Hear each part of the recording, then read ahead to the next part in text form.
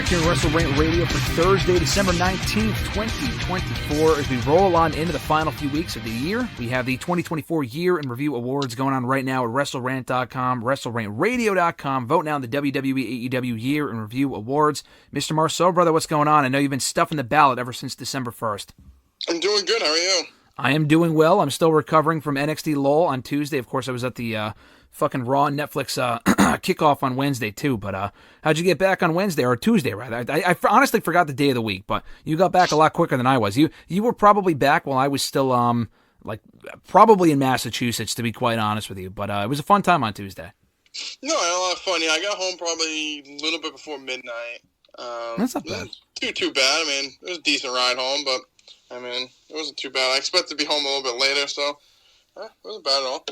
Not a bad drive back either. It was nice and quiet. On the way there, I didn't hit much traffic. I hit a little bit, but on the way back, it was quiet. It was nice. Thinking about that Dion Lennox versus Ashanti the Adonis 5-star classic from the second NXT taping. I won't give any spoilers away. We'll talk about the double NXT TV taping that we attended on Tuesday in Lowell. Being back in the building was awesome. The Lowell Memorial Auditorium, great building. We'll talk about it. We'll save that for the end of the show. Before then, though, this feels like it happened weeks ago, but it was only 5 days ago for when we speak right now. Saturday night's main event, another event I was there for last Saturday in Long Island. A very fun time, quick, swift 2-hour show. I'm biased, like I said, because I was there. But just in your opinion, Mr. Marceau, watching from home, thoughts on the event? What'd you think of it? Was it as quick watching it from home as it was for us in the arena? Yeah, I thought it was pretty good. I started watching at a party, and then by the time I got home, we kind of caught up. So we didn't really have to watch too many commercials, which was nice. But I thought all the matches were kind of I would say, I don't know if they had any match times, but I don't think really anything went too long. So no. I thought it breezed. It was a quick 2 hours. Obviously with the commercials, it kind of helped the speed probably a little bit. But overall, I thought it was a fun show. Did you watch it on NBC or on Peacock? I watched it on NBC. Oh, okay. Yeah, then they ended up doing, I think the actual television rating was 1 million something, but they added in the Peacock viewers. How they calculate that, I don't know. But they said the final number was 2.34, maybe 5 million for the overall broadcast. I don't know if that's considered a success or not compared to the other installments of Saturday Night's Main Event from decades ago. Probably not. But they're still doing it. They're scheduled for multiple Saturday Night Main Events for the next year at least, 4 in 2025, including one in January, the week before the Royal Rumble. Now, I did not hear this myself, because obviously I can't hear the commentary, but Jesse Ventura was there. I did not hear him on commentary. I did hear bits and pieces later on when I watched parts of the show back. But what was your overall impression of Jesse's first night back on commentary? He wasn't there for the whole show. He was there for the whole show, but it was behind the booth only for the main event between Cody Rhodes and Kevin Owens.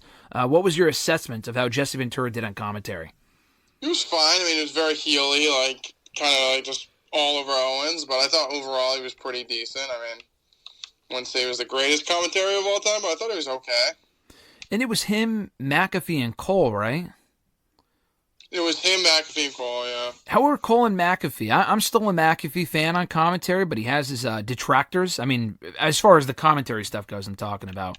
But I think they've always had great chemistry. They're obviously reuniting on Raw and Netflix in January, so it won't be much longer before we hear them again together. But yeah, your thoughts on Cole and McAfee being back on the call. Is it something you're a fan of, or would you rather see a different pairing when McAfee comes back? No, I like him with Cole. I have no issues. I think McAfee's actually, really good. I think he's one of those guys where he gets a bit too goofy at times, but I think overall, he's pretty entertaining to listen to. And I think with Cole specifically, he has great chemistry. But yeah, like I said, I didn't hear the commentary, so I'm just going off of what you said. They did start the show really, really well, though. Drew McIntyre versus Sami Zayn. Great opener. Non-title, no championships on the line, just a basic grudge match between two guys that have been feuding on and off for a long time now. The story was that Sami Zayn has never beaten Drew McIntyre, and that still has not changed. Drew McIntyre went over again here. And I was surprised to see this start the show just because, again, it wasn't a championship match. All other matches on the show were championship matches, so I thought they might start the show with the World Heavyweight Championship match or the Women's Title match or even the U.S. Championship match. They did not. They started with McIntyre and Zayn, who went in there and had a great match, and McIntyre won clean. So your thoughts on Drew McIntyre versus Sami Zayn opening up the show? Honestly, I thought it was probably one of the better match of the night. I thought they were pretty back and forth. I thought it was a perfect way to start the show. I thought it was a hot start, and I thought Drew would win, and Drew won here. But I think it was a good start to the show. I feel like it got the crowd really into it. Yeah, they had a great match, and it wasn't really just only about, to me anyway, as far as the match itself, but also where this could be going. Now, McIntyre had said afterward, he said 1 down, 4 to go. And he kind of clarified on Raw, and a lot of people already assumed what he meant. I mean, 3 of the people were obvious. The 4th one wasn't quite as clear, unless he messed up. But he said on Raw that he was also referring to Jey Uso, Jimmy Uso, who he attacked on SmackDown last week, on the beginning of SmackDown, and Roman Reigns. Now, he didn't say who the 4th person was. People were assuming Solo Sikoa, because it was Solo who did cost him the undisputed WWE Universal Championship back at Clash of the Castle in 2022. So Solo would make sense, even though they're both currently heels. You know, it could be Paul Heyman. He's another one that might be in McIntyre's crosshairs currently. But, you know, it got me thinking. I don't know exactly what's in McIntyre's future. He's still feuding with Sami Zayn. He brawled with him backstage on Monday's Raw. You know, we've been talking a lot about potential WrestleMania matches and programs and storylines and whatnot. You know, I'm honestly invested in the idea of McIntyre and Roman Reigns. Now, I don't think you give that away at like Elimination Chamber. I think that could be the Mania match. Now, obviously, I would prefer to see Rock and Roman. I don't know if they're going in that direction as soon as WrestleMania 41. I'm still of the mindset that they're not. And it would also be weird for them to do that match before Rock faces Cody for the championship or just faces Rock at all. They teased that match before they did the Roman one. Teased doing that match before the Roman one. So your thoughts on McIntyre and Roman Reigns at WrestleMania? And the story would be that McIntyre wants revenge for everything the Bloodline has put him through, and that dates back many years, dating back to 2022 as well. So I feel like it's a match that makes sense. They also had a Mania match in 2019 that we were there for. It wasn't a great match. This would obviously be much better with the roles reversed. So is that a match that interests you or not so much? Yeah, I mean, I think it's decent. I think there's other matches I'm looking forward to more. I mean, I think storyline sense, it does make sense for to do Drew and Roman, but I'd rather see Roman and Jacob, Roman and Rock. I mean, a couple more matches that right now I'd probably rather see than that, but I mean, it does make sense that like if the people he goes through, if you're going to do him and Roman, it makes sense to do it at WrestleMania. Maybe SummerSlam, maybe you could flesh it out a little bit longer, but I'd probably have that at a bigger show and not just like kind of a throwaway. You know, I agree. Hopefully we do get that at some point. Revisiting that rivalry from a couple of years ago I think would be cool. I don't know if it's at WrestleMania itself. I would love to see it. I guess the bigger question is Roman's got a whole litany of challengers, or rather WrestleMania opponents lined up. You mentioned them all right there. Jacob Fatu, The Rock. I'm hoping the Solo Sikoa match is a one-off on the first Raw on Netflix. We'll talk about that a little bit later on. But it is possible that they continue that feud, so do not discount that possibility. So Roman's got options. Drew McIntyre, I can't say the same for. What does Drew do at WrestleMania? I would say maybe Sami Zayn, but they're getting to that now. They already had a match on Saturday that McIntyre won clean. Even if Sami Zayn were to, like if they were to build the Sami finally beating Drew, that's great and all, but like as a non-title Mania match, I'm not really sure that's a WrestleMania-worthy match or that it sells itself, especially now that they're going back to it now and not waiting until closer to WrestleMania, which isn't for another 4 months. So, off the top of your head, are there any opponents that make sense for McIntyre to face at WrestleMania? And if not, I think he deserves a high-profile match at Mania right after the year that he's had with CM Punk and just in general, really reinventing himself as a heel. Nothing really screams off the page. I mean, maybe do him and Rollins. I know they kind of teased something on Raw, and maybe if Rollins doesn't have anyone to wrestle at WrestleMania, you can kind of intertwine them together, but besides him, and nothing really sticks out to me that, that's what I want to say. And they just did Rollins last year, too, so that would have to be a rematch, McIntyre and Rollins. So, I don't know. I mean, I know people have said it's not a high-profile match at all. But what about the idea of McIntyre facing a returning Wade Barrett coming out of commentary? Because they had that quick face-off on Raw a couple of months ago. Barrett wasn't, protecting Punk or whatever, or defending Punk. But I think he stood up to Drew McIntyre, going after a referee or something like that. And Wade Barrett didn't think it was a good idea. It might have been Punk. I don't remember. And they kind of had this quick face-off that didn't go anywhere, obviously. So what about McIntyre and Barrett if it was built up to be an important match with Barrett having this only one-off in-ring return? And it might mean a lot for them to have a match against each other at WrestleMania.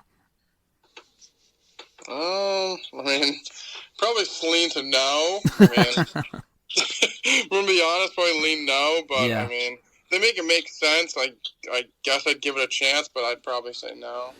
As long as they have something for McIntyre at Mania that's not the fucking Andre the Giant Memorial Battle Royal or a multi-man match of some kind, which I know he had 2 years ago for the IC Championship, but that was such a great match that I'm not complaining or wasn't complaining. As long as it's like a match of note and he doesn't get lost in the shuffle, that's what matters to me. I mean, hey, McIntyre might end up on SmackDown and could have a whole fresh batch of opponents to work with on the Blue brand if he ends up getting transferred to Friday nights as part of this talent exchange that we really haven't heard a whole lot about since it was first announced almost 2 weeks ago. But also from Saturday night's main event, Liv Morgan versus IYO SKY for the Women's World Championship. Probably IYO's best match so far, or rather Liv's best match, not IYO's best match, not remotely close, but rather Liv's best match as Women's World Champion. And they worked well together. IYO's a hard hitter. She fucking busted Liv's nose open, I think, with one of those knees right to the head. So that looked brutal. But Liv, I think, otherwise won clean. No interference from Dom or Raquel. No damage control. No Rhea. Rhea did face off with Liv afterward. They did announce that eventual match for the championship, which we'll get to later on. But as far as this match in a vacuum, I thought there was a chance IYO could win. Obviously, she did not. But I thought it was a really nice match regardless. What were your 2 cents, Mr. Marceau? I thought it was good. You kind of highlighted there. I probably would say it was one of Liv's better title defenses. I mean, IYO was great, so just having a match with IYO kind of just propped her up a little bit. Thought they worked well together. I was hoping IYO had a chance to win. Didn't win here. Setting up Rhea and Liv at the first Netflix show. I mean, that first Netflix show, Jesus Christ, yeah. It's going to be slammed. They're stacking. I mean, I just hope once we do Rhea and Liv again, can we just move on? I'm so tired of this feud at this point. So, I mean, the worst part is if Rhea wins, then we'll probably get a rematch. Just never ending. Mm-hmm. But I'm hoping this is over soon because it's been going on for way too long, and the Judgment Day stuff's kind of dead at this point. Yeah, hopefully when she does lose the Women's World Championship, ideally to Rhea Ripley on that show in a couple of weeks, which again, we'll get into the full Raw on Netflix lineup as far as what they've announced and confirmed and what's rumored and whatnot. Yeah, they got to either call the Judgment Day something different. I don't know. I mean, we'll talk about the next match here. Finn Balor lost in the World Heavyweight Championship triple threat to Gunther. Really good match, I thought, with him and Damian Priest and Gunther, all three really working well together. Great finishing sequence. Gunther winning clean, which was key. He's had a lot of interference in his matches lately, or he's been losing. Not a lot, but he lost to Cody Rhodes at Crown Jewel. Kind of an unnecessary loss. But he bounced back here with a win and a really good match. So Finn Balor took the loss in that match, as you would expect. He also lost on Monday's Raw. Not JD McDonough, but it was rather Finn Balor who took the pin for the Judgment Day, and the War Raiders becoming the new World Tag Team Champions. So we'll get to those two matches as they were first, I guess, before I ask you the second question. But what were your thoughts on the triple threat match from Saturday night's main event, as well as the War Raiders becoming the new World Tag Team Champions with an assist from Damian Priest? Because that also feels like another feud that just won't end. Yeah, no, I thought this match was good. I was kind of surprised that Balor was when they got pinned. I mean, we've seen the reports that he's supposedly going to have a breakout year in 2025. Maybe that means he's going to go to SmackDown or he'll go on his own and he'll get a push. So we'll see what happens from there. But I was a little surprised he lost. But once he lost here, I think we all kind of figured they would lose on Raw to the War Raiders. They did lose. I mean, they had the belts for so long and they barely defended them. So hopefully putting on the real tag team, they'll actually defend them more. But, that's just wishful thinking, I believe. Yeah, hopefully the division is elevated from the War Raiders becoming champions, like you said. I'm not optimistic either. just because we got new champions does not mean that all of a sudden they're going to start taking the division more seriously. I'm not confident in that at all, actually. We have, time will tell, but I'm not overly optimistic. Since Triple H split up the tag titles at WrestleMania, we legitimately have not had a single tag team title match on pay-per-view since WrestleMania. For the men, anyway. The women have, but the men's 2 tag titles, and you would think, that creates more opportunities for tag title matches on pay-per-views. You would be wrong, because so far the tag titles have been worse off since WrestleMania, which is kind of the opposite effect that I was hoping for. You know what that sounds like? What's that? Sounds like a great question a media member can ask Triple H at the next press conference. Absolutely. I'm writing that down. If I'm at the Royal Rumble and I get a chance to ask Triple H a question, I would love to know the answer to that. And it's not a case of... I mean, that's a very valid question. I mean, I feel like, why aren't they prioritizing tag team stuff more? And it's not like it has ebbs and flows. They have not fucking defended the tag titles once on pay-per-view. And even all the other stuff that people have brought up, honestly, I don't have an issue with it. Some people do, some people don't. But, like, as far as the representation in some shows, it depends how far we're talking here. Like, for a while, there was this talk of there hasn't been a black performer, a black male performer in action on one of these shows in a while. And then Carmelo Hayes was in action at Crown Jewel, so that ended that streak. And then it became like, oh, there's not enough certain like, you're not going to get everyone represented on every card, so it depends how far we're going with that sort of stuff. But not even as far as representation is concerned, which does obviously matter. But, like, I feel like that conversation takes over for the tag team stuff a lot, where people don't talk enough. And we'll talk about the tag team scene in WWE and AEW next week when we do the awards, because there was a award for Tag Team of the Year. We'll have a big discussion about that, but I just don't think it speaks very highly to the state of tag team wrestling right now, and WWE specifically, that they have not been defended on pay-per-view since WrestleMania. And how many pay-per-views have we gotten? Like 10? I mean, that's inexcusable. It's honestly, it was one of those things like, we're like, oh, they have all these teams, like, they're splitting the belts, so they're probably going to prioritize it more, and it's been even less. Mm-hmm. Like, I don't know. I just feel like there's things that need, like, look what we're doing now. Like, the whole Alba Fire Isla Dawn thing we were talking about the other night at NXT, they were on the show, and, like, remember when they won the belts? He was like, we didn't just put the belts on them because we're in Scotland, because they deserved them. And they literally were on Raw for, like, didn't show up on Raw for a couple weeks, and then they instantly lost the belts. Like, yeah. As soon as they were on TV again, they lost the titles, yeah. It's just stuff like that, and, like, with the tag team stuff, it's like, they basically are like, oh, yeah, we're going to split them up, and basically give you the illusion they're going to start actually using the teams more. And then, like, the Bloodline won, they barely defended it.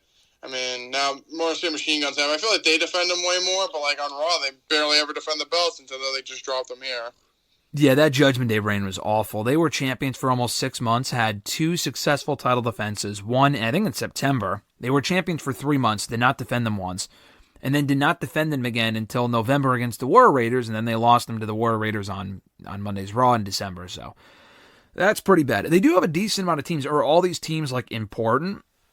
No, obviously, but, I think they can do a better job of at least defending the fucking things. So, I mean, even now that we'll get back to the Balor thing in a second, but even now that the War Raiders are the tag team champions, all right, what is the end game here? Like, I don't think AOP is beating them. Probably the New Day, right? I mean, I know we've seen the War Raiders and the New Day a lot. I'm not really looking forward to them having another fucking feud. I guess the roles would be reversed this time, which is somewhat interesting, I guess. But, like, the New Day are going to win the belts, and even then, like, what would they even do with the tag team titles? I mean, I feel like they should be doing more singles stuff anyway. So the division's kind of in a pretty, at least on Raw, and the SmackDown stuff they're heating up. I like the Machine Guns, DIY, Profits drama. On Raw, it's just not remotely interesting, and I'm not really sure War Raiders, as we've said, becoming champions will be the answer to their woes as far as the tag team stuff goes.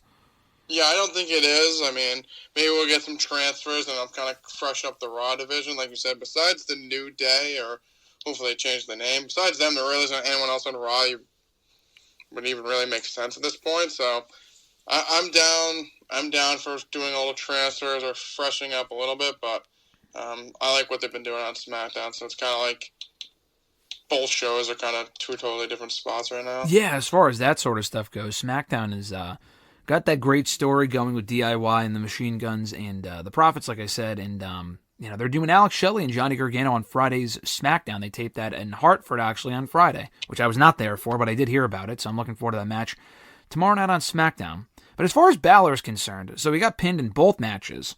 I mean, that can't be a coincidence, right? I mean, they could have very easily had JD McDonough get pinned on Monday. You weren't going to have Priest get pinned at Saturday night's main event because he's a lot bigger of a star than Balor, who we were told recently, by the way, that he's expected to get a sustained singles push going into 2025. I'm still waiting for it. Hasn't happened yet. Maybe it's because it's not the new year yet. Maybe it kicks in on January 1st. I'm not sure. But with Balor losing all of these matches, he's got to be kicked out of the Judgment Day, right? I mean, I don't know if he leaves on his own, but the end game here, maybe not next week. I think they may have taped Raw. They did tape Raw next week. Yeah, so they probably taped Raw for this week coming up. Okay, so they probably wouldn't have done it on a tape show. But either the last show of the year or that first Netflix Raw, Balor's got to go to SmackDown, right? Because I feel like there's no other end game here. Yeah, he needs to break up from them. I mean, there has been like kind of dissension, but like him and Liv have kind of been going at it. So I think you just split him off from them, and I mean, realistically, it should just be Raquel, Dom, and Liv anyways. Like, yeah. JD's kind of there, and same with Carlito. So I would just break them off, and Finn goes a separate way, and then I just keep Raquel, Liv, and Dom together. I agree. I don't know if you call that the Judgment Day, but you can call it whatever you want. Maybe not Street Trash, which was the idea originally, but yeah, no, I totally agree. I would keep Rhea, Liv, and Raquel together as a little mini group, and then Carlito and JD can go off and do their own thing. Balor, ship him to SmackDown.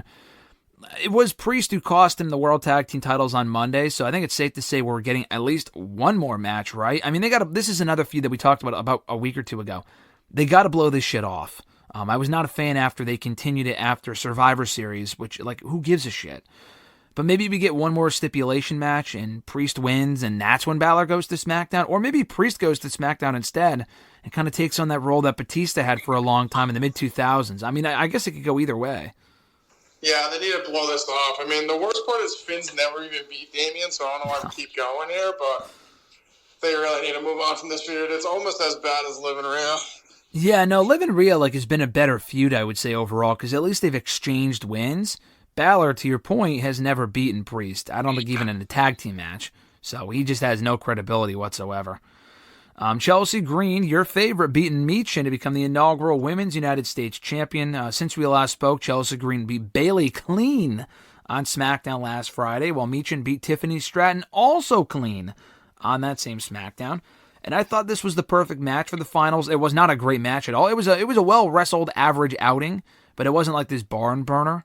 But I thought it was the right finals to do because both women, I think, will benefit more than anyone from a mid-card United States Championship on SmackDown, assuming they stay on the same show in this talent exchange window, whatever.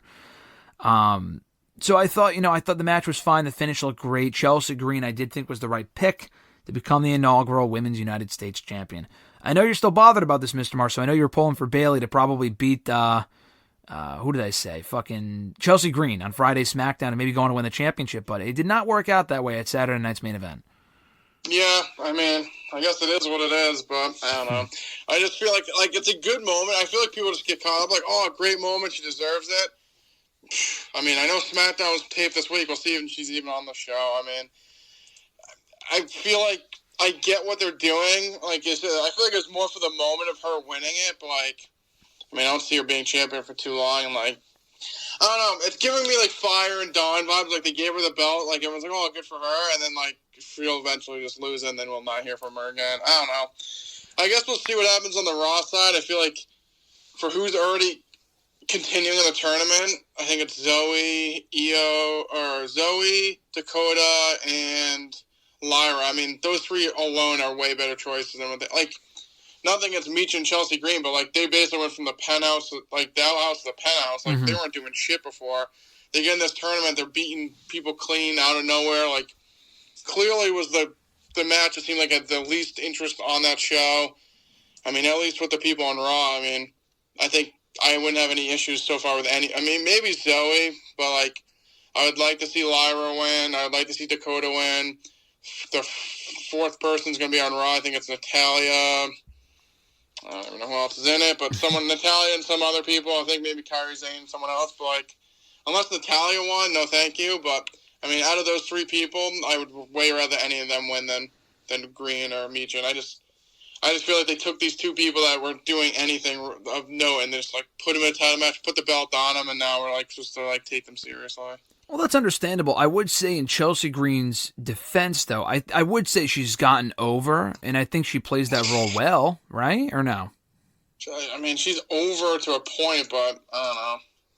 I feel like people mix over with, like, actually sustainable push. Like, she's over, yeah, but, like, champion? No, thank you.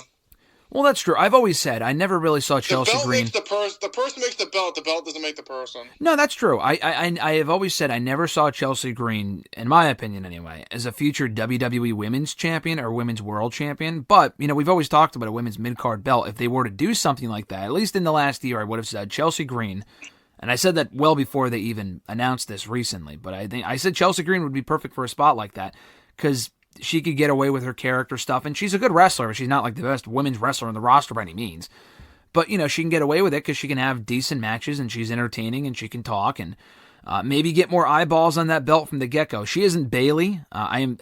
This has got to... Bayley's going to Raw. I know we were kind of thinking about it last week, but how the fuck does she stay on SmackDown? She's lost to Nia Jax twice, and she just lost to Chelsea Green clean. Clearly, Bayley's headed to Raw, right?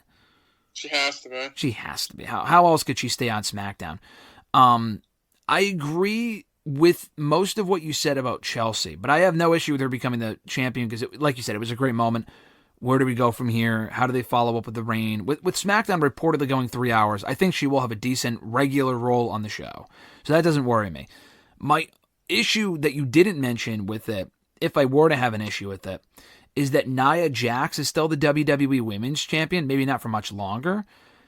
But she's also not a great, she's improved a lot. But I feel like one of the two champions on one of these shows should be like the workhorse, if that makes sense. Like the Intercontinental Championship has a reputation for being a workhorse title. And whoever they put the belt on at this point on Raw, all of those women are like the fucking workhorses of Raw. Lyra, Zoe, who's not over, but she's still a great wrestler. Lyra, Zoe, and Dakota Kai. And I think, like you said, I feel like from an in-ring standpoint, any one of those women are better than Chelsea. And I think it's a nice comparison with Liv, because Liv's not like the best wrestler, but she's got the character stuff down.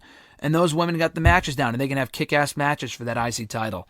I just don't see Chelsea Green having kick-ass matches for the United States Championship. Maybe if they get the belt off of Nia soon and they teased another Tiffany Stratton face turn on Friday, maybe that'll be in the near future so we're not dealing with two heel women's champions on the same show. Yeah, no, I completely agree. Tiffany Stratton, would you want to see her cash in as a babyface, or would you rather see her stay heel? It seems like she's basically she's kind of getting towards a babyface. So I feel like she'll cash in on Nia Jax and she'll be a babyface. Yeah. When would you do it though? I don't know if the first Raw on Netflix, there's so much stuff tacked onto that show already, and it should be a surprise. Did they just? Obviously it's not on SmackDown this week. They've already taped it.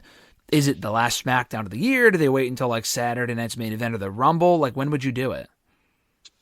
Yeah, it just depends on when Nia defends the belt next, I would say. I would do it, turn her babyface, and then lead in the WrestleMania against a heel. So, we'll see what happens, but, I think it should happen right after the new year. Tiffany Stratton versus a heel Charlotte Flair, perhaps? Perhaps. And then Charlotte beats her clean 1, 2, 3, huh? And then you cry on Twitter again, like what happened to Rhea Ripley? Yep. I already have it saved in the draft, so when it happens at WrestleMania Night 1 or 2, I'll be there to complain. Don't worry about it. I got you covered. It's WrestleRant for a reason. The main event of the show, Cody Rhodes, Kevin Owens for the Undisputed WWE Championship. A very good match. I thought their Bash in Berlin match was better, which is weird because I thought this one had a better story going into it because Kevin Owens is a great heel. I just never really bought completely into the possibility that he was winning. I really wanted him to win. I know what you said about him having a short title reign a week or two ago. That didn't bother me. I would have been totally fine with that. But it looks like they found a way to do it anyway. So Cody Rhodes wins, albeit not clean. Owens had brought a chair into the ring. Cody Rhodes used it. So he's doing Hogan shit now where he's cheating as a babyface and we're supposed to defend it. But, it was a good match. The best part of the show didn't even air on the actual fucking broadcast. They did it right after the show went off the air when Kevin Owens had a package pile driver on Cody Rhodes, had him stretchered out of the arena, got in a shoving match with Triple H, and then also stole the Winged Eagle WWE Championship belt that was rumored to come back going into the show on Saturday. Whole lot to break down here, Mr. Marceau, but first and foremost, what were your thoughts on the match itself? That was a good match. Like you said, I think the illusion that he was going to win, I just feel like just kind of ruined it. I don't think there was any chance he was going to win. And obviously what we saw on our end was Cody wins with the chair, LOL, and we move on. I kind of think it was a mistake they didn't air what happened after on TV. You're on a national broadcast. You could have got people talking coming out of that show.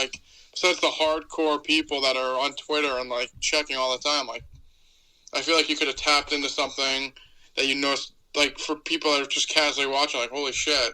They're not going on Twitter after the show checking. They were just casually watching. So I think it was a mistake to not put it on the show. I'm not sure exactly why you'd hold off. At least with what happened with Owens and Cody at Bad Blood, at least you knew that it's a pay-per-view, so you're going to get more of a hardcore crowd. More people are going to check that out on Twitter. I just don't know why they didn't air that on TV. Yeah, no, it's the same two people again, Owens and Rhodes, that they, again, did not air it on television. So, people were talking about that. Why did they did this already with Owens and Rhodes when Owens turned on him back in October. That also did not air on the show. What's the difference here? Well, the difference here, though, is that they, on screen, initially, they did not acknowledge that angle with Cody Rhodes and Kevin Owens. First of all, they weren't going to that match immediately. Second of all, it was supposed to be like, obviously we knew it wasn't real, but people were wondering, is this a real thing? Because it was just fan cam footage. It wasn't even WWE posting it. Like, WWE posted what we saw on this show. But, like, the Owens initial attack on Cody back in October was not posted by WWE. They did not even acknowledge it. I mean, they kind of subtly did on TV and at the press conference, but on the show itself, they didn't. And they wanted to make it seem like everything's under control, it's being handled internally, blah, blah, blah. This was like a fucking angle. And the big excuse is it's social media. They care more about social media now than they do, ratings and whatever else. But it did massive numbers on social media because they said as much during Raw on Monday. Joe Tessitore running down all the stats. Do you think they prioritize that sort of stuff a little too much? Because I don't think it should have come at the expense of the show. If you want to make people tune into, like, if you just watched the show as it was, what incentive would you have if you were just a casual fan or just, and I'm not just talking about you just flipped on NBC looking for Saturday Night Live and that was on instead. I'm talking like even people that just casually watch SmackDown depending on the week. There was no cliffhanger there whatsoever. Now they did show the angle on Raw, but I feel like if you were tuning into NBC or Peacock and you saw that ending, what incentive would you have to tune in after that? No, I know. I completely agree. I think the worst part is that even if they did it on TV, I still think, if they did on TV, maybe it would get more people to be like, hey, oh my God, this is what happened. And, you'd then have to go to social media to then, get, replays and stuff of it. So, I do think they sometimes I understand, like you said, the social media is important, but, they still could have got a huge social media, trend or whatever you want to call it if they did it on TV and people could have been like, holy shit, did you see that? Oh, I missed it. Go on Twitter, it's on Twitter. I don't know. I feel like it would have helped get maybe casual people more into it if they had it on the show. They're not seeing that on Twitter if they're not into the product. Yeah, I mean, we're just on Twitter because we're marks, and so are all these other people. But I mean, most people, you're not going to go on Twitter after you watch the show to do what? You already watched the fucking show. If you're a casual fan, you're not going to go on Twitter to go fucking watch the results of a show that you just watched on NBC or Peacock. I mean, again, I didn't know that it didn't air on the show. I kind of figured it did because I saw the screen cut to black, and I'm like, okay, it's over. But if I was just watching on TV, I would have thought that finish to the show was very underwhelming. I thought it was a very fun show, but nothing really happened. I mean, they crowned a new women's U.S. champion, obviously. That was going to happen regardless. But that was the lowest point of the show. That's the worst part. That's what the least interested people were, and it was for a brand new title that no one cared about. I think one of the championships changing hands would have been nice to kind of give the show a feel like anything can happen. They played it safe. They played it safe. They went the predictable route. Every single match, I think we predicted correctly together. I think if we picked all the same people, we got every fucking match right. And because I said I wanted Owens to win, I didn't think he would, and he didn't. I mean, I don't know. I just feel like the show, I guess this goes back into the overall show here, but your thoughts on it as it was a very fun 2 hours, but first of all, they need to prioritize every installment of Saturday night's main event and not just the first one. And do you think they should do more to make it feel like a mini pay-per-view and not just a glorified Raw or SmackDown where nothing really happens? No, I mean, I think, like you said, I think they play it safe this time, but I mean, if you want to keep the viewer interested and not just a glorified house show, you do need to have some unpredictability or some things change. I mean, obviously, I feel like this was actually a pretty stat shown that most likely won't happen for the upcoming installments, but there should be something to make people want to watch it instead of just being another wrestling show. It should basically be a mini. It should basically be a mini pay-per-view. Mm-hmm. Yeah. And so, I mean, it felt like it was. I honestly think they could have benefited from just having 4 matches. I thought the 5-match format worked, but they have 5 matches on fucking 3.5 hour PLEs all the time. I mean, I know those are bigger stages in front of bigger crowds, but I mean, for this show, they have to deal with a lot of commercials, dude. And not only after the matches, which is what they deal with on the PLEs, but during the matches. I think you mentioned this earlier. I don't think any match went over 10 minutes. And I don't know if that's necessarily a good thing. I mean, some of the matches were fine. Meechin and Chelsea did not need 18 minutes. But the main event should have gone more than 12. I mean, that was kind of ridiculous. No, I agree. I mean, like I said, also, in a 2-hour window, With the commercial, like you said, it's going to probably bog it down. But, like, if you watch on Peacock, it should be, like, no commercials or something like that. Like, you're watching a pay-per-view. I don't know. Like, maybe that could drive more people to go watch it on Peacock. But, I mean, I thought it was good. I think the predictability kind of probably hurt it more than you think it would. Because I think, like you said, everyone won who we thought was going to win, and there was no real surprises. But to keep the interest going, you're going to have that, or just people are just that aren't into it are just not going to watch. Yeah, no, I agree. I think they're going to have to do a better job with some of these shows of creating better cliffhangers, because the last couple of shows didn't really have that. Bad Blood did. Crown Jewel did not. Survivor Series had a good main event, but there wasn't really anything to leave you hanging to watch Raw or SmackDown right after. And Saturday Night's main event, which is basically a mini PLE, did not have that either. But since no championships changed hands, we kind of did get a championship changing hands, and Kevin Owens. I mean, Kevin Owens walked away with the Winged Eagle title, and he showed up with it. He's been, posting about it on social media, and then he showed up at the WWE Raw, Netflix kickoff thing yesterday at the headquarters with the Winged Eagle Championship. So he's basically doing the fake champion gimmick, and they're probably going to build to some sort of like a champion versus champion belt for belt match, maybe at the Rumble, maybe at Saturday Night's main event. Honestly, it's their way of protecting Cody, getting him off the show for a couple of weeks, not actually taking the title off of him, but giving Owens something to do. But he's still a fucking loser. Kevin Owens still lost. I know they protected him with the chair shot thing, but at that point, if they're going to do what they're doing right now, they may as well have just put the belt on him and then had him attack Cody anyway, with the Winged Eagle Championship, which I wish they would keep. But yeah, your thoughts on the whole Kevin Owens fake champion thing? I think it's cool, but at that point, just put the belt on the guy. Yeah, I mean, like you said, I think it's cool, but at that, like, it's kind of similar. Like, if you're going to do it, just put the belt on him at that point. I mean, it gets Cody off TV, which is nice. I feel like he's kind of all over TV, so a little break would be nice. But, I mean, Owens still, at the end of the day, lost. I feel like you could have had him, like, why couldn't you just have him hit him with a pile driver, pin him 1, 2, 3, and it just, like, you could have still done it, and you could have had him win, and, like, use an illegal move, but whatever. Like, I don't know, like, could have done something, and, like, even done that, and, like, Cody, basically, he doesn't win, but he basically had Cody down for 1, 2, 3, Cody's ambulanced out, or stretchered out, and then he's like, oh, well, I had Cody beat, but, like, whatever. Like, him losing and then do that to hold the belt, like, he's still a loser at the end of the day. Yeah, no, he's still a fucking loser. So, I mean, if they do a third match, it doesn't change my opinion. Kevin Owens loses again. So this is the thing. Like, I know you were against the idea of, like, doing a brief title change, but I feel like that would be better than them. I mean, the feud has been very good, so I'm glad they're continuing it. But where's the benefit for Kevin Owens to go in there and lose to Cody Rhodes 3 fucking times? I feel like that's a kind of a waste. Yeah, no, I mean, I don't think Kevin Owens wins. I guess holding the belt here, he kind of has something to crow about, but it's still kind of like, he's still kind of a loser. Yeah, he's still lost. So, I mean, I don't know. It's Kevin Owens. He's kind of like a stepping stone. He'll always be popular and credible, but it's like at that point, to me, just make it a series. Just have Kevin Owens win this match. Maybe use the package pile driver during the match. Referee doesn't see it, and then he wins with that. That would have been fucking cool instead of doing what they did instead. That would have been a great ending to the show. And then Cody can get the belt back, not on Netflix, but like maybe at the next Saturday night's main event or at the Royal Rumble, which might be more likely. But speaking of that, though, Cody Rhodes gets taken out with the package pile driver. Typical WWE, they post this update after the fact, saying Cody Rhodes essentially broke his neck. And that was like, he hasn't hit that move in over a decade since he was last on the Indies before he came to WWE. Randy Orton got taken out with a basic-ass pile driver, not even really one that looked good, about a month and a half ago, and we still have not seen him since.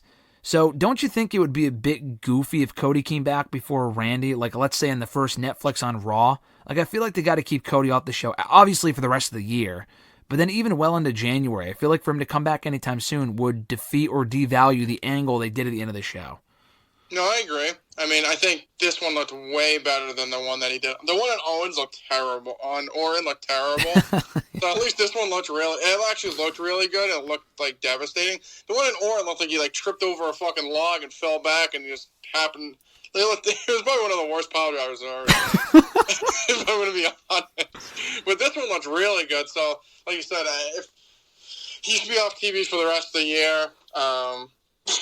I can't get over the one in Orton. He just like sat down. It was weird. No, like I said, he looked like he fell over a log and fucking fell on his ass. It looked terrible. It was not good, dude.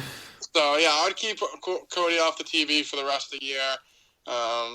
No need to have him on that first Netflix show. I agree. And honestly, they can wait until the Saturday night's main event show itself to bring him back. Like, they can announce the rematch ahead of time, or he appears via satellite to accept the challenge from Owens or challenge him to a rematch or whatever, and then he appears again. I don't know. For him to be back before Cody would be, or before Randy rather, would be crazy.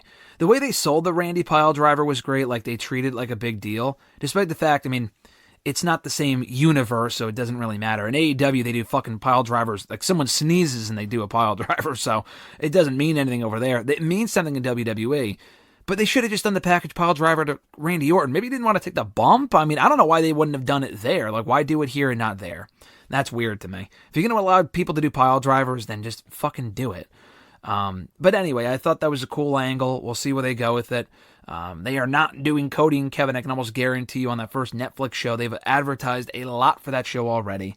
They confirmed several matches on SmackDown last week, on Monday Night's Raw, on Wednesday at the WWE Raw Netflix kickoff at the headquarters. So here's what we're looking at. And we already discussed a few of these matches already because they were rumored, but now they're official. Roman Reigns is indeed wrestling on that show. His first Raw match since July of 2022, so 2.5 years for the first time he will be on that show. His first time wrestling on TV in general in over 2 years. He had that tag team match on SmackDown almost exactly 2 years ago. Him and Sami Zayn versus Owens and John Cena. And so he hasn't wrestled on TV in a long time. He's facing Solo Sikoa in a tribal combat match. This, unlike with Cody, or rather with Punk and Rollins, which we'll get into, this feels more like a trilogy. The Punk and Rollins ones, I take that back. Punk and Rollins feels more like a trilogy. This feels more like a one-off.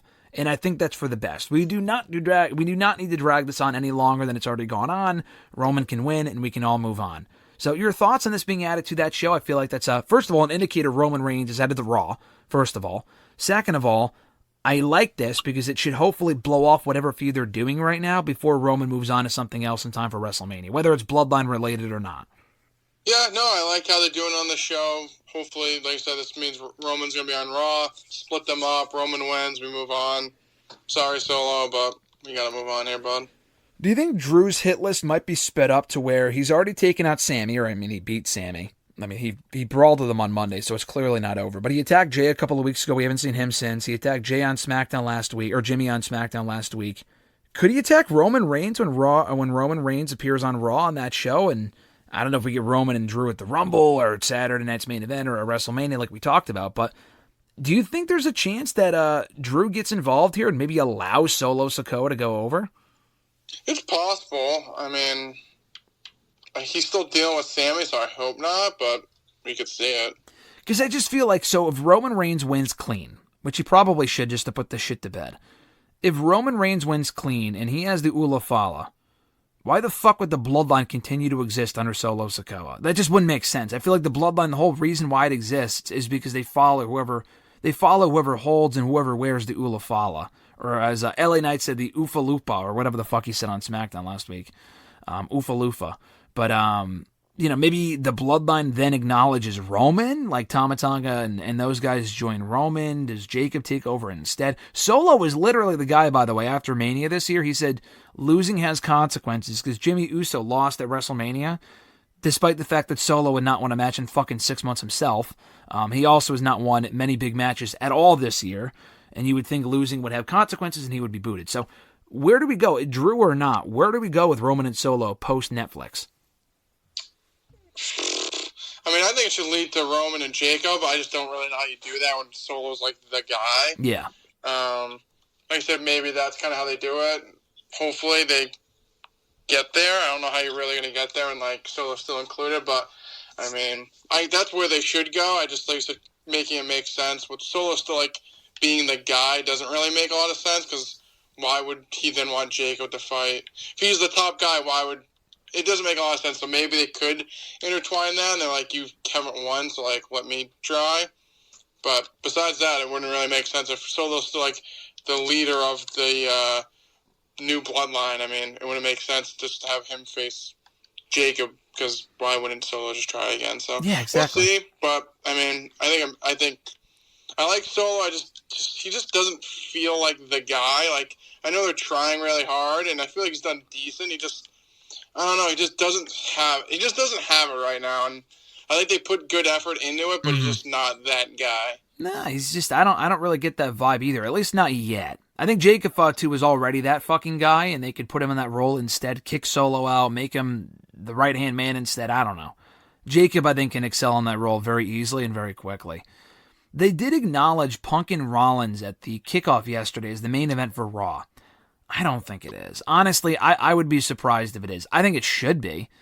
I think Punk and Rollins opens that show, and then Roman and Solo closes it. I just can't envision a scenario where Roman... I mean, I guess he did open Crown Jewel, actually. I take that back. The Bloodline shit did open Crown Jewel.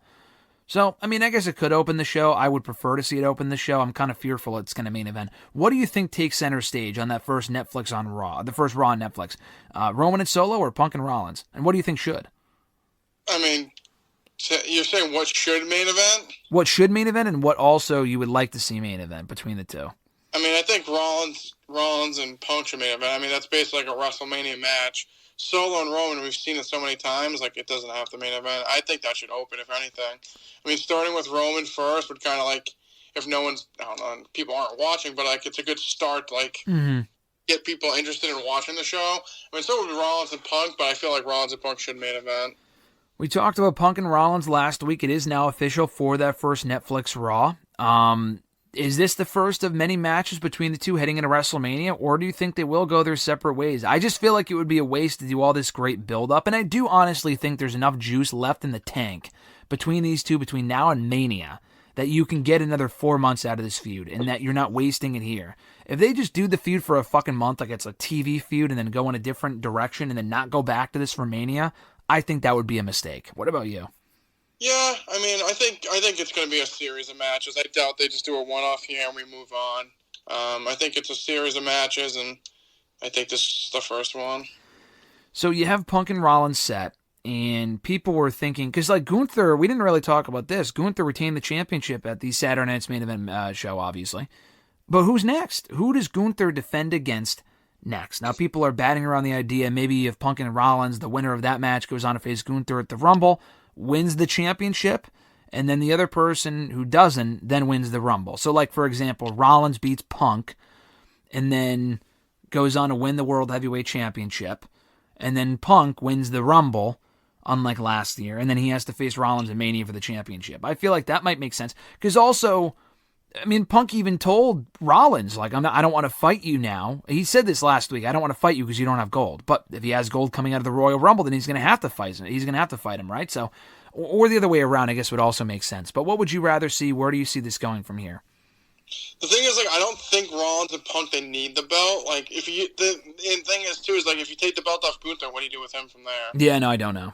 So, like, that's the thing. It's like you're basically sacrificing Gunther being champion, so Rollins and yeah, like, I would not do that.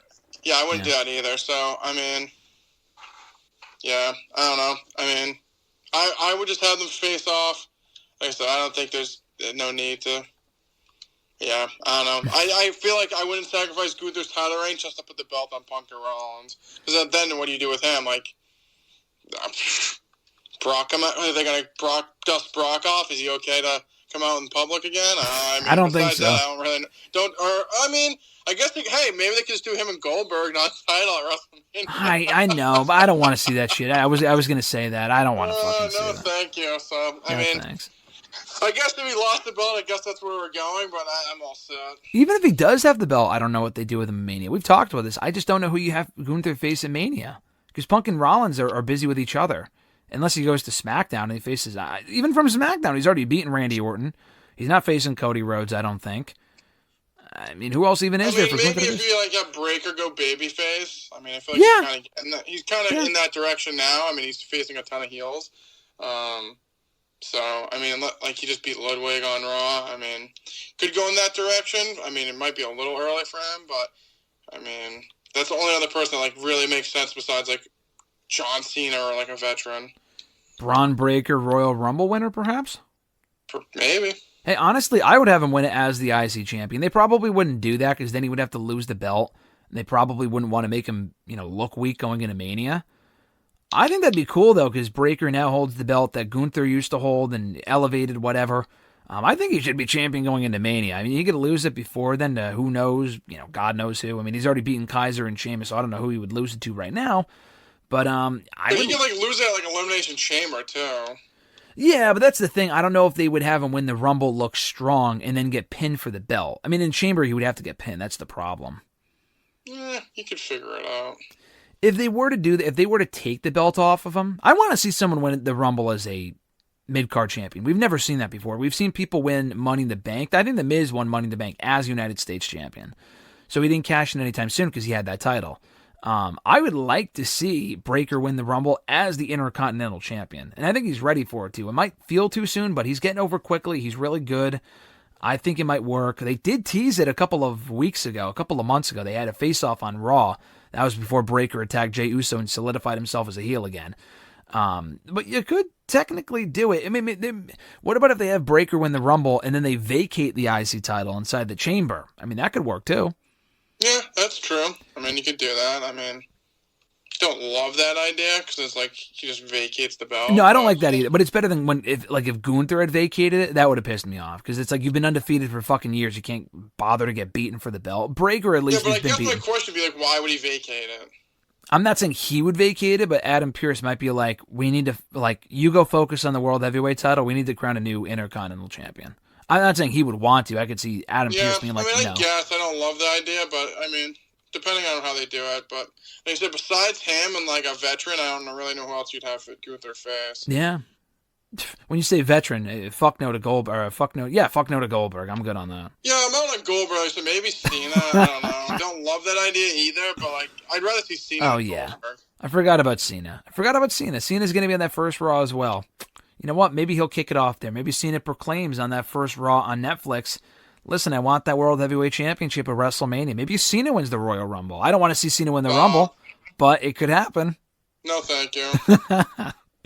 So Cena's advertised for that first Raw as well as Logan Paul. So he announced on the kickoff on Wednesday he is joining the Raw roster, which is cool and all, but it's like, does this shit even matter? We see these people on every show every fucking week. They appear on both brands like it's nobody's business. It doesn't matter what brand people are joining. Like, does anyone actually give a shit? So he is going to be exclusive to Raw, they claim, as of Wednesday.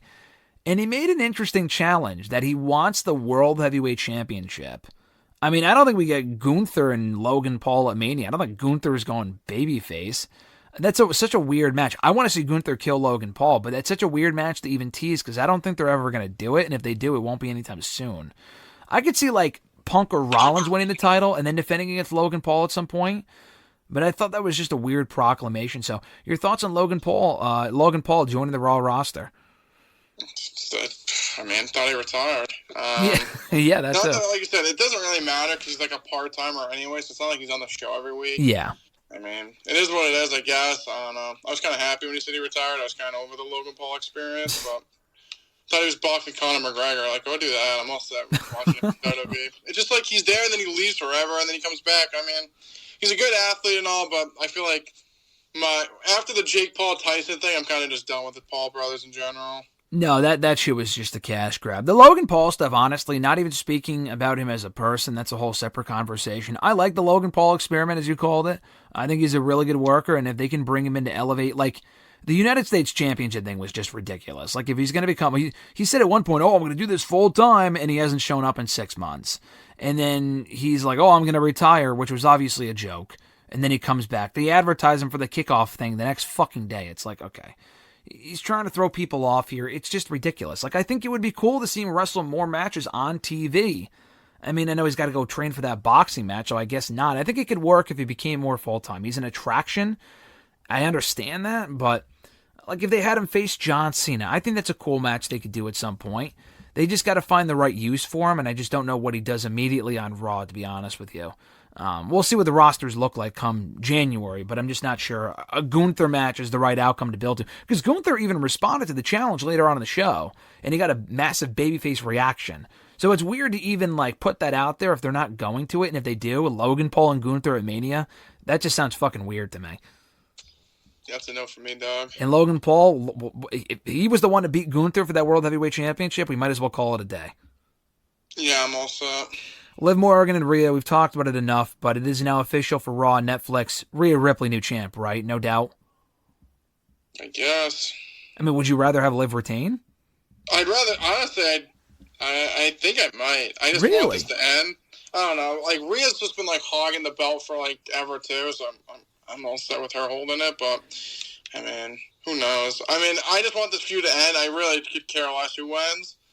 I mean, I guess we get Rhea again, but, I mean, I just want this feud to end. Yeah, no, it's got to end. I think Becky Lynch, I think she can make her presence felt here, right? And she can return on the show and confront maybe Rhea Ripley as the new champion. I know that was the Mania match last year, but I could see them running it back in Mania this year if they wanted to go in that direction.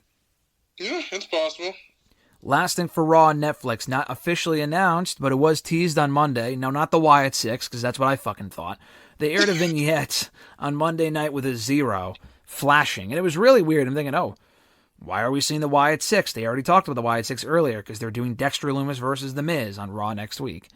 And that was all they showed was the 0. I expected Bo Dallas to pop up or whatever, and nothing happened. It was just a line through the 0, and that was it. Like a fucking idiot. You would think of anyone that would know what that was a reference to, it would be me as someone who's been following this guy for the last 10 years through Lucha. I have all the fucking merchandise and all this other shit. Pentagon Jr. looks like he could be WWE bound, and people are saying, oh, like I know PW Insiders that it probably is him. But, you know, people online were like, oh, if it ends up being him. Like, what else would this be for? Like, they know what they would be doing if they showed a 0 with a line. Like, what the fuck else could that even be? Obafemi? Chase U? Like, what could that even mean? That's ridiculous. It's gotta be for Pentagon, who's now a free agent as of a couple weeks ago, who also just told AAA that I'm done here and I gotta move on to something else. I mean, it's gotta be Pentagon, which would be fucking perfect. First of all, I think he could get over in WWE. But second of all, I think it'd be perfect because on that show, they save him for the Netflix Raw, which they showed a quick graphic of after they showed the 0 thing. It's going to be in Los Angeles. That's where they used to tape Lucha Underground at the Temple, the amazing Temple. That would just be so perfect. And to debut a new star in front of that crowd, that's going to be a hot crowd. That's going to be a big night. And for him to debut on that show, I feel like is a big opportunity for him. So I know, again, we've talked about Penta being WWE bound before, but looks like it might now finally be official. And do you think he could get over in WWE? What are the chances he does well in a WWE environment? I think he's going to do well. I mean, I feel bad for Felix. He's still in AEW just sitting on the couch. But, I mean, right when I saw that, I instantly thought it was Penta. Can't believe you thought it was the Wyatt Mark. But no, I think he can do well. And depending on how well he does, it can kind of just loop into when his brother's available, and you can just kind of go into a full Lucha Brothers type. I feel like cementing him as a big deal and then bringing his brother in down the line, it just makes so much sense. I'm assuming that's the direction they're going in, but I think he'll do good, and I'm excited to see him in WWE. Yeah, it's been a long time coming. He was in Lucha a decade ago, was when he said, Vampira, I am your master. Like, that was a decade ago, which makes us feel old, obviously, just hearing that. But, no, I think he's going to do well in WWE, and I agree. I think introducing him first on his own is smart. If they came in as a tag team immediately, I think they'd be over, but you establish Penta, who I also think, honestly, has a higher ceiling as a singles guy than Rey Fenix, who's great, but they kind of already have a Rey Fenix with what he can do in Dragon Lee, and they're not doing fuck all with him right now, so I'd rather see Penta do his own thing, go in there, break some fucking arms and shit, get over, hopefully call him either Penta El Zero Miedo or something similar. Don't take away his entire arsenal. His finisher is the package pile driver, so he ain't doing that in WWE, I don't think. He's got to change it up a little bit. But still do the Zero Miedo. I think he can get over, so it's definitely cool, and I think what do you think they start him off with? Anyone but the LWO, right? I feel like that's what they should not start him off with. What if Logan Paul came out and then like Penta just interrupted him and just destroyed him? That would be cool. Not going to happen. Yeah, it's interesting. I mean, not that I want to see him with the all LWO, but I think him versus Rey Mysterio would be a good start. Like, that'd be awesome, yeah. Like him, just breaking Rey Mysterio's arm on the first Netflix, I'd go nuts. Yeah, you know what? Honestly, I would probably just bring him in as a heel. Like, I feel like he's going to get over as a babyface, but I don't know. I just see money in him because I just feel like you just look at him and he looks fucking cool, and he can go too. I just feel like you have him come in, attack Rey Mysterio, like I said, break his arm, whatever, mow through the rest of the LWO, and then you can do him and Rey at WrestleMania. Woof. Now I'm excited. I could see that. I don't know if they're going to give Penta his own match at Mania. There's only so many spots, and I don't know if they're going to want to... I mean, I see them going... Rey Mysterio, he's a legend. Listen, I agree, but I could see them going the Andrade route with him, where when Andrade... Andrade ended up getting over and having the matches with Carmelo, which were great. But for a while there, when he first came back, he was in the Rumble, and they're not waiting until the Rumble, it looks like. It looks like he will be on Netflix, thank fucking God, which is cool. But, I think he might come in and then just win a bunch of squash matches, and then they don't really have much for him to do until after Mania. I think that'd be a mistake. I do. I think pairing him with Rey would be a much better idea. Especially with at least Andrade, obviously people already kind of knew who he was. A new face, you kind of have to bring in, you kind of got to go all the way. You got to kind of put the rocket up his ass and, make it a big deal. Like I said, I'd go in that direction. I'd have him attack Rey, blow through the LWO, him and Rey at WrestleMania. That sounds great to me. Hey, you know what? 2 nights, you can figure it out. No, I agree. Last year they had, what was it, Rey Mysterio and Andrade, right? Versus Santos and, not Carlito, Dominic. That was the tag team Dominic, yeah. A glorified Raw or SmackDown match, but I got Rey and Dominic on the show. I got Santos on the show, which was cool. I got Andrade on the show, which was cool.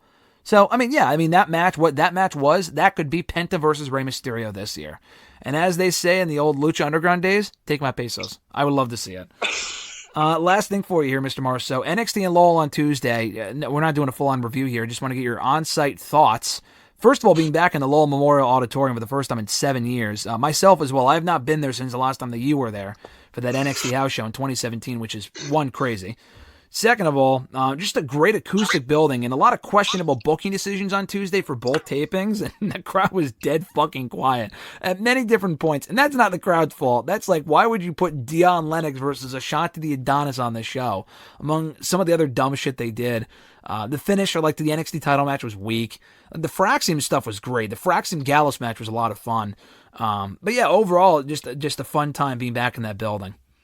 No, I had a good time. I thought it was a lot of fun. The building itself, we love going there, and it's like a theater aspect, so I feel like it's kind of very inclusive. We were in the balcony, but we're just right there. The booking decisions, like you said, were kind of all over the place. Like I said, depending on how they audio out, you might be hearing me screaming no when anybody announces the triple threat of New Year's Evil. But besides that, I thought it was a good show. Like I said, I think it was a decent amount of booking decisions were why? Yeah. I don't know. I just feel like they do have a lot of the women. They have a ton of great women. The men, on the other hand, there's kind of a modge podge of people. Mm-hmm. We watched they had the tag team thing. It's they're all decent, but and same with Femi and I don't know. I feel like outside of Femi, Tony D'Angelo, Wesley. I guess they weren't really all on the show, but. I don't know. I just feel like they have a ton of women. They just don't really have a ton of over men right now. So we'll see where it goes from here. I had a fun night. We're glad that we got the double taping, so we got a little extra for our money's worth. And I had a great time. Yeah, and I had a great time too. It was a fun time in Lowell. It's weird. Now that you mention it, I knew that she wasn't there in person. Roxanne Perez, who's the current NXT Women's Champion. Julia wasn't there either. Was she? Stephanie Valkyrie did appear in person. She had a match with Cora Jade in the second TV taping, but we never saw Julia, right? She did a pre-tape. Fuck. You would think of 2 episodes, they would have had her appear at least once. I'm glad we got to see Stephanie. I fucking love Stephanie. I've become a big fan of hers, but Julia's a star too, as we've talked about. I know you're a big rock. I just laughed when Cora Jade lost again. Spoiler alert. Not even a spoiler alert. I feel like that's pretty obvious, but Oh my God, I feel bad for her. She just loses constantly. She eats more pins in a fucking bowling alley. It's ridiculous. But yeah, I don't know. It would have been cool to see Roxanne and Julia and some bigger names. But hey, we got Casey Catanzaro and Kaden Carter on the show, so got some star power for Monday nights, pal. Yeah, I guess. With any luck, they'll end up back in NXT via the transfer portal. Imagine that after spending 10 years in developmental, you're just back there in the fucking coconut loop. That would suck. Hang out with Gallus, who's been down there for 10 years. Wolfgang did tweet yesterday, I saw. He said, "Thank you, NXT." It sounds like they might be moving on. Either getting fired. Honestly, they might be getting fired.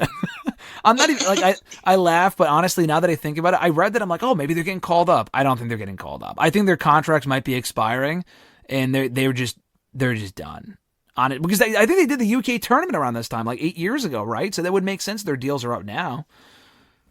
I hate to speculate they're losing their jobs, but I feel like that's more likely than seeing Gallus on Raw or SmackDown, although they could use them on the main roster. Yeah, I mean, I think they'd probably bring them up to the main roster. I doubt they're not. I feel like... I don't know. I'm not confident. Yeah, I mean, Joe Coffey sent a couple things out. I'll have to go check it out. I will say, he said class as they come, main is just pass us by, and then his next was like, amazing how people want to see us lose money. Oh, so maybe people are thinking that they're getting fired or leaving? Okay, so they're probably staying, which is good. I like Gallus. I thought you were a big Gallus too. They just fucking lose all the time. Yeah, they've just also been there for like literally a decade.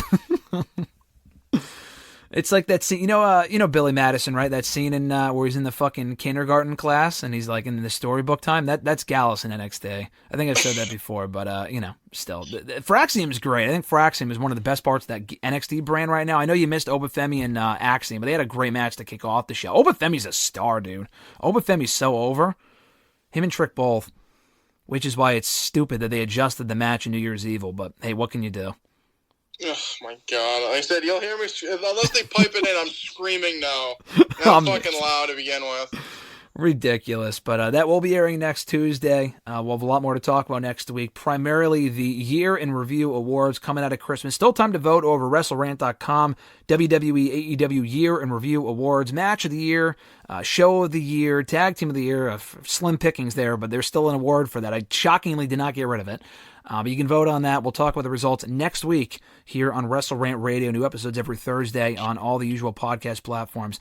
If I don't speak to you before next week, brother, I mean, obviously I'll text you, but if I don't speak to you on the phone, have a very Merry Christmas. Great seeing you on Tuesday, and I'm sure I'll catch your ass down the road. See you later, man. All right, brother. Peace.